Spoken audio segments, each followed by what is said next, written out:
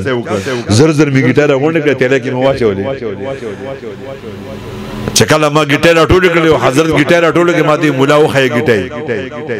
دغه ورځ په ما لوی امتحانو چې ما ګټه راواغه چې سبق غټي وي سبق وړي وي سبق یو شامل ماته وی تم سبق ویلې دي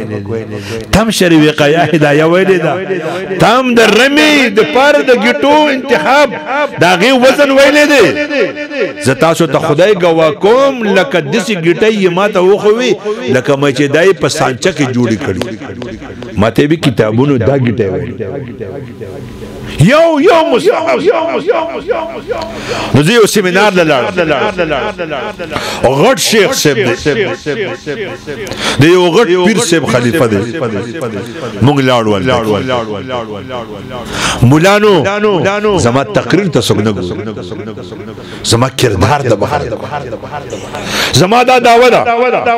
چې کو په مونږ کې هر یو مولا ته چاوي چې مولوی سے په تهجد تقریر کا بالله مطالعه زما دا یقین دی چې تاسو به 2 غنټه تقریر کولای شئ